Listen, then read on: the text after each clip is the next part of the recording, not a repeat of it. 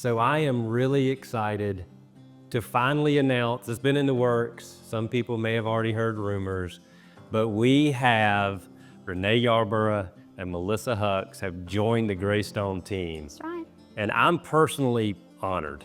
I mean, they've been at it a long time, and they're such an asset to Greystone. They've already come in and trained me on things I needed to know.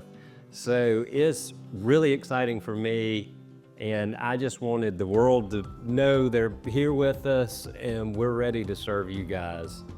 So you were with Bert for Over 20 years. over 20 years. It was the only place that I even talked to. Which is so cool. I know. Yeah, that's rare these days. Yeah. And it gave me the same feeling in talking with you. Wow. So that helped me make a decision about that. Man, that's awesome. And you were with Bert for 28 years. 28 years. Yep. Wow. Came to work with him when I was 22, Yeah. so long time. That's so good. You know, I always had a special bond with Bert, kind of like you guys did, and when all this just kind of came together, it felt right. And I think Bert would feel good about it too. I really do. I told you many times, like, Bert thought so much of you and your dad. Every time he had interaction with you all, with transactions, he, was very positive and always spoke highly of you guys. So that was part, and I know Renee kind of had a transaction with you early on. And so when we would run into you, just the vibe between the two of y'all and the vibe with you and Bert kind of just really gave me a good feeling about your whole setup. Yeah, you didn't have to move far down the road. That was convenient. Yeah, that was good. I loved when Bert would pop in the office. You know, he'd pop in, you never knew what he had on his mind or what kind of deal he had going, and Bert somehow had a knack for just getting the deal to the finish line, didn't he? He did. He had a touch. He had a touch. I'll say that some of the things that would have stressed other people out, maybe he just kind of flowed along with it and I tried to learn from that. tried to hand out for him. It did. Yeah, not getting flustered and just rolling with it. Yeah. Yeah. You know, I always like to say a Bertism. Right. What is a good Bertism? Oh, goodness.